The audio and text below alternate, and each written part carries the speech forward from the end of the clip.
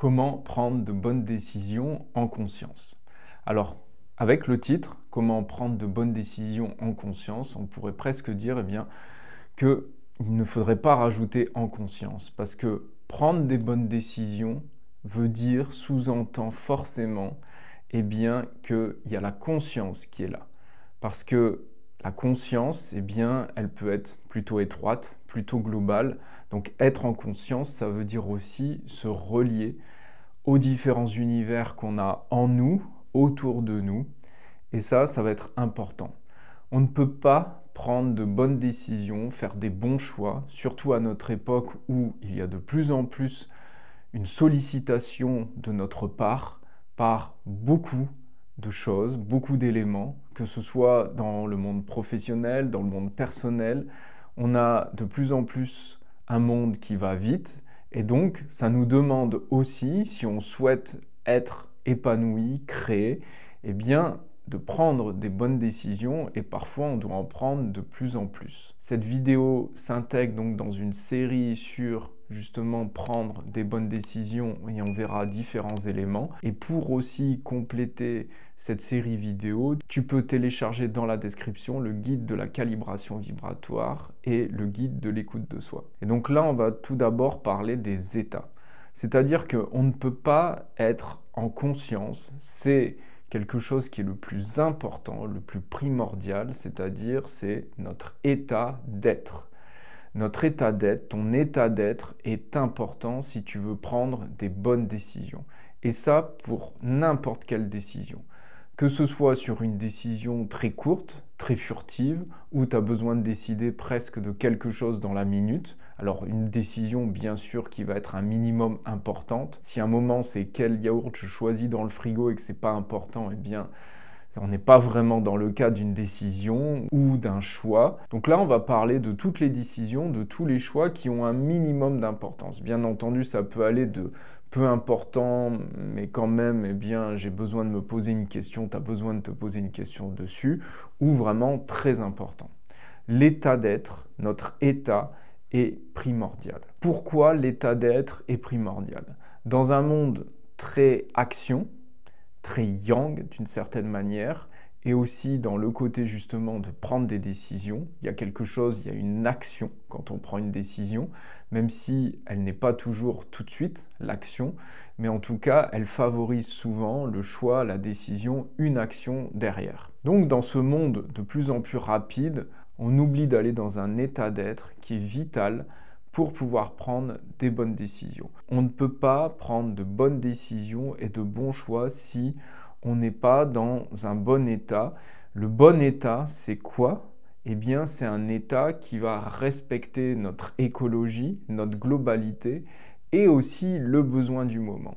C'est-à-dire que si par exemple, on a un choix à faire, on ne peut pas non plus être forcément dans un état toujours trop neutre, toujours trop sage, parce qu'on doit être aussi connecté, tu dois être connecté aussi à ton besoin, à ta décision, au choix que tu as. Donc souvent, on va avoir en fait une décision à prendre avec une partie de nous-mêmes, c'est une partie, par exemple une partie qui va peut-être correspondre même à un segment de notre monde professionnel, et ça ne va pas être forcément global sur tout le monde professionnel.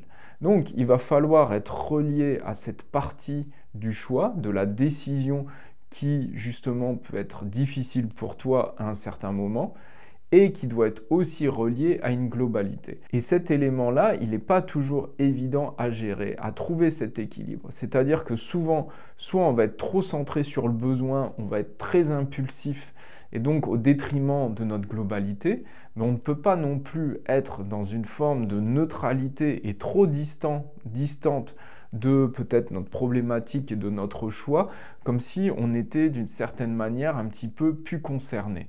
Parce qu'on est concerné par des choix. D'une certaine manière, on doit jauger ce côté d'être trop, des fois, proche de notre problématique, c'est-à-dire d'être trop associé à notre problématique, à notre choix. On n'arrive plus à voir, on n'arrive plus à être dans une forme de globalité et donc on est trop dans une forme d'ornière.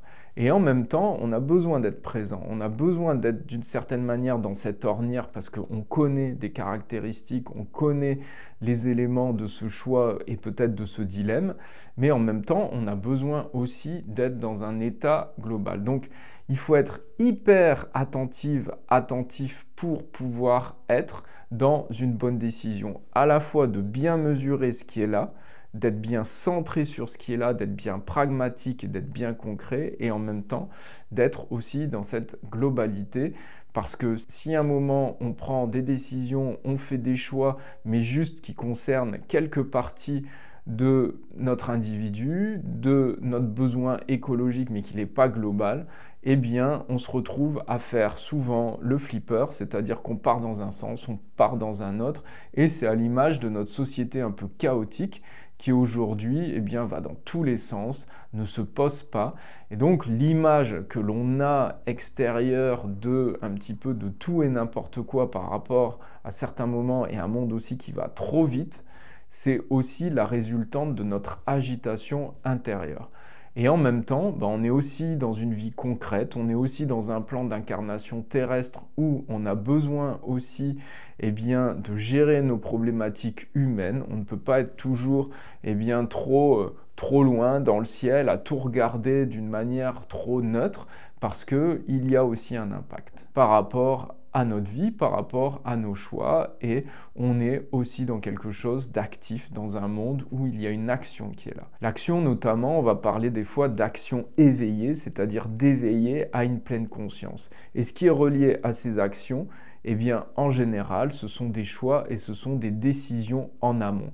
Donc pour être dans des actions éveillées, pour être dans un monde plus conscient, on a besoin d'être relié à un pouvoir de décision et de choix conscient. Alors ce qui va être important, c'est que on code la réalité avec des filtres. Les filtres, ils sont neurologiques, ils sont liés à notre culture, ils sont liés à notre histoire, ils sont liés à nos sens. Donc on a différents filtres en fait pour capter la réalité du monde. Et donc pour capter cette réalité du monde, on a besoin d'avoir bien entendu notre réalité, c'est-à-dire qu'on ne peut pas prendre toutes les informations du monde, on ne peut pas être trop global à un certain moment, on a besoin d'être focalisé à un certain endroit, tu as besoin d'être focalisé, mais en même temps, l'idée, c'est aussi d'élargir ces filtres. C'est-à-dire qu'en général, on a ce qu'on appelle en PNL la carte du monde. Notre carte du monde, c'est comment on capte, comment on cadre en fait la réalité qu'on absorbe, la part du monde qu'on absorbe en fonction de nos différents filtres. Mais pour pouvoir justement prendre des bonnes décisions, il ne faut pas rester trop serré. Il faut avoir ce prisme ouvert. Et en général, quand tu as une problématique, que tu as quelque chose qui est relié à un choix, à un dilemme, tu es bien conscient de ce qui est là. Donc l'important, c'est d'ouvrir autour de cette dynamique, de cette problématique. Et pour pas revenir justement en boucle, parce que c'est souvent ce qui arrive dans nos vies, on aborde souvent les mêmes problématiques, les mêmes dilemmes, toujours avec un même mode de fonctionnement, de perception, un même mode d'état. Donc ce qui va être important, quand une décision, et pour prendre des bonnes décisions et des choix qui vont être souvent reliés aussi à des dilemmes, et pour être certaine que ces choix puissent être dans ta globalité, dans ton écologie, il faut pouvoir ouvrir ces filtres. Pour ouvrir les filtres, il faut être dans un état. Cet état, bien entendu, tu peux le choisir, mais l'état primordial, c'est aussi d'être à la fois dans cette eau, je dirais, dans cette base eau, où ça va être calme, où ça va être posé, l'eau référant au lac, à quelque chose d'assez fluide, d'assez posé, d'assez calme, et en même temps d'être relié à plus peut-être une énergie feu. L'énergie feu, c'est le pouvoir de décision, c'est l'action éveillée que je dois faire, que je dois entreprendre par rapport à ma réalité de vie, par rapport à ta réalité de vie. Donc, il ne faut pas chercher forcément un état que neutre, eau, mais il faut bien associer l'état feu et l'état eau. C'est-à-dire le feu, ce qui est là, ce qui bouillonne un petit peu à l'instant T, et en même temps quelque chose de plus posé, de plus calme, un petit peu quelque chose, si on était sur le modèle de la température, il y a quelque chose de chaud, et en même temps, on doit y mettre un petit peu d'une certaine manière du froid.